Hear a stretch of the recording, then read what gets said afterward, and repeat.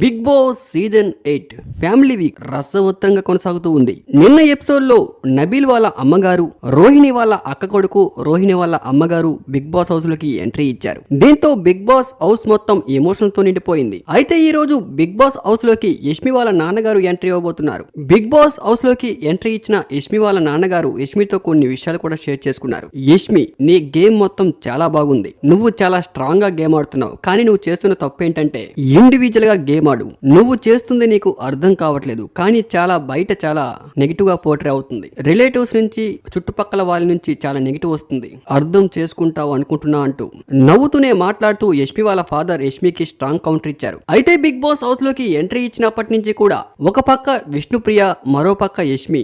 విష్ణుప్రియ పృథ్వీ వెనక్కి తిరిగితే యష్మి నిఖిల్ వెనక్కి తిరుగుతూ, యష్మికి 28 ఏళ్ల వయసు. మరి ఈ 28 ఏళ్ల వయసులో ఎప్పుడు ఎక్కడ మగవాడు పరిచయం కానట్టు, ఎంతవరకు ప్రేమలోనే పడినట్టు, దొరక్క ఆ అవకాశం బిగ్ బాస్ హౌస్ లోనే దొరికినట్టు నిఖిల్ ని తెగ ట్రై చేసేస్తూ హౌస్ లో గేమ్ ఆడకుండా ఓన్లీ లవ్ ట్రాక్ మాత్రమే నడిపించడం గల కారణం, బిగ్ బాస్ హౌస్ లో లవ్ ట్రాక్ ఉంటే ఎక్కువ రోజులు బిగ్ బాస్ హౌస్ లో సర్వైవ్ అవ్వచ్చని పురాణాల్లో ఏమైనా రాసిపెట్టి ఉందా? యష్మి కొంచెం ఎంతో కొంత పర్వాలేదు. ఆ విష్ణుప్రియ అయితే అడిగినా అడగపోయినా 24 గంటలు అదే పని.